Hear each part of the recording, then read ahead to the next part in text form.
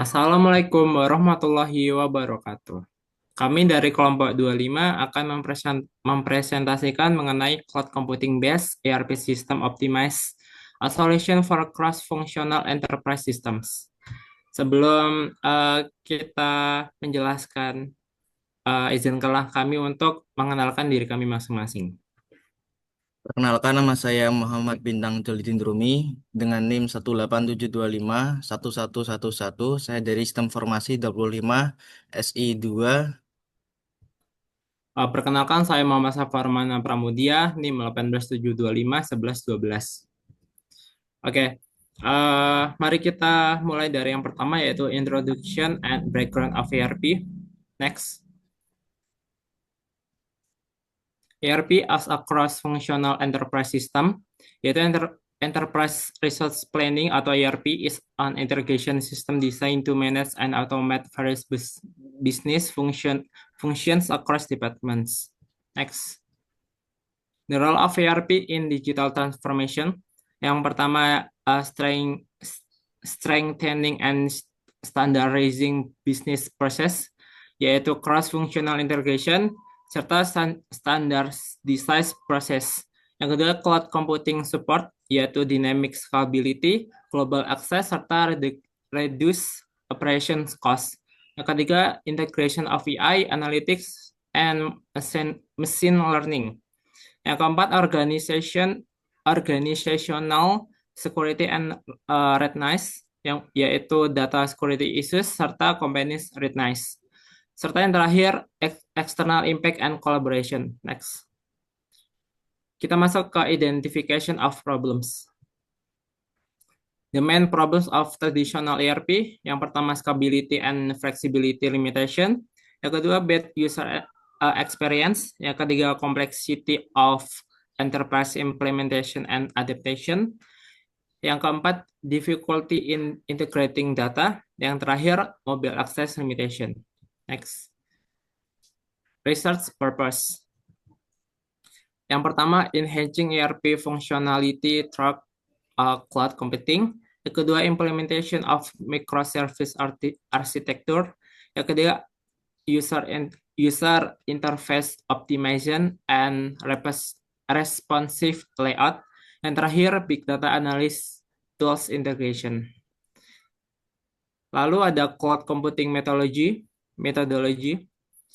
Ya, yang pertama microservice architecture. Yang pertama main components, yang kedua communication and integration patterns, yang kedua cloud native implementation in ERP, yang keempat implementation challenge and considerations. Lalu ada scalability formula, yaitu S sama dengan alpha kali E, ditambah beta kali F, serta ditambah gamma kali P. Dengan E adalah computational elasticity, F adalah functional elasticity, serta P merupakan sistem performance. Dengan alpha, beta, serta gamma merupakan weightening coefficient based on business characteristics. Lalu ada containerizations, yaitu the technique of packaging and application along with all its dependencies, yaitu libraries, runtime, serta configurations into a lightweight unit called a container.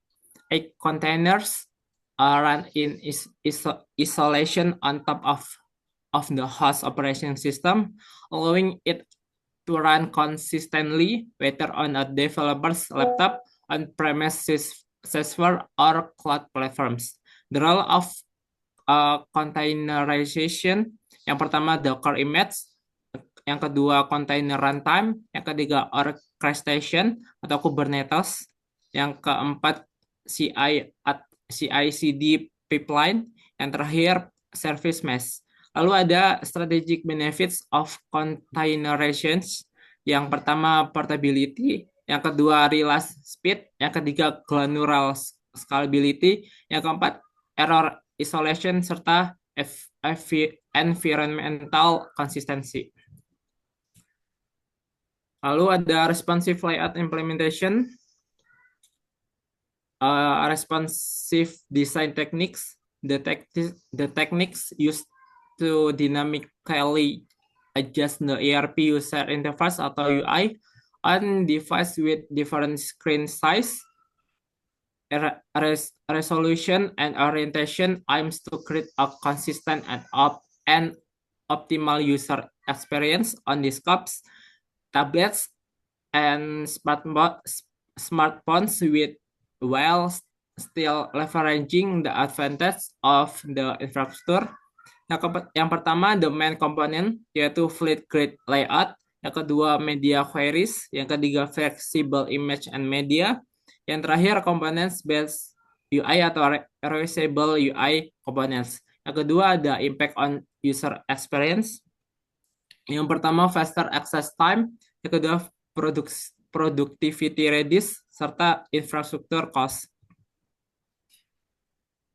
Next. Lalu ada user experience formula, yaitu UX sama dengan W1 kali I, ditambah W2 kali V, serta ditambah W3 kali R. Dengan I merupakan interaction efficiency score, V merupakan visual satisfaction score, lalu R adalah responsiveness score. Dengan W1, W2, dan W3 merupakan weighting coefficient of each component, dengan sigma W atau gabungan dari W1, W2, W3 sama dengan 1. Next. Lalu ada CSS Flexbox and Grid Layout. Yang pertama main karakteristik, yang pertama dynamic form components, yang kedua adaptive dashboard, serta responsive navigation. Lalu ada specific implementation, ini merupakan sintaksnya yang increasing interface development efficiency by up to 40% compared to traditional approach. Lalu ada structural advantages. Yang pertama precision area division, yang kedua built-in responsiveness, yang ketiga advanced alignment. Lalu ada implementation pattern, ini adalah sintaksinya yang reducing layout development time by up to 35% while also enhancing visual consistency. Next. Lalu ada breakpoint based approach, yang yaitu content based breakpoint, lalu ada visual hierarchy serta progressive adaptation. Lalu ada specific implementation, ini adalah sintaksinya yang reduksi average render time by up to 27% compared to conventional methods. Lalu ada integration of dynamics media loading with cloud architecture, yaitu CDN-aware queries. Lalu ada bandwidth detection, serta device capability API. Lalu ada feature research trend, yaitu AI-powered breakpoints, context-aware adaptation, serta predictive loading. Berikutnya adalah Big Data Analysis Tool. Tadi sudah dijelaskan oleh teman saya Safa bahwasannya ada beberapa model perubahan yang dapat membuat bisnis tersebut menjadi lebih efisien, seperti ada CSS yang lebih efisien, lalu responsif detail dan lain sebagainya. Nah, di sini ada beberapa tools yang biasanya dipakai untuk mempermudah dan mengatasi beberapa permasalahan dari ERP itu sendiri, seperti Apache Spark yang dikenal sebagai Core Data Processing Framework. Nah, Apache Spark itu sendiri bertugas, jadi gini. Semisal ada sebuah permasalahan dalam perusahaan, eh, karena perusahaan itu anggap ada sebuah perusahaan. Nah, dalam perusahaan tersebut pasti memiliki bagian-bagiannya sendiri-sendiri dengan metode input yang berbeda-beda. Nah, eh, Apache Spark itu sendiri dapat mengambil data mentah secara sekaligus dengan jumlah yang banyak, sehingga tidak adanya tumpukan data yang akan membuat kinerja antar departemen itu berbeda-beda, sehingga runtime yang dapat dihasilkan pun dengan real time. Berikutnya adalah Tableau dan Power BI. Nah, eh, Tableau dan Power BI itu sendiri lebih ke visualization. Jadi ada permasalahan dari ERP lama, yaitu UX atau tampilan yang ditampilkan itu tidak terlalu terlalu kaku. ERP yang ditampilkan itu terlalu kaku sehingga untuk menyesuaikan dengan perubahan yang signifikan membutuhkan waktu yang lama, dan customisasi yang bisa dilakukan pun hanya terbatas karena framework yang dipakai adalah framework lama dari ERP itu sendiri. Nah, untuk kinerjanya yaitu real time data pipeline dari yang awal ERP lalu diambil oleh Spark Apache itu sendiri untuk data mentahnya, lalu dianalitik di Tableau dan Power BI, lalu divisualisasikan di dashboard sehingga data mentah itu bisa untuk diambil dan dipakai oleh seluruh departemen.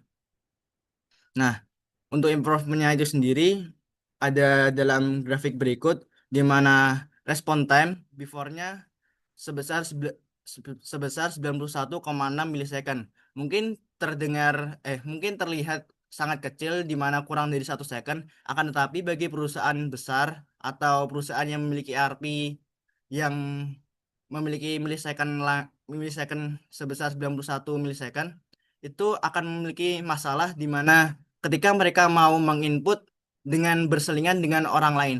Nah, walaupun selangnya itu sedikit, akan tetapi dapat menimbulkan perubahan data yang signifikan karena jumlah dari data yang diinput dengan perusahaan yang besar itu berbeda-beda.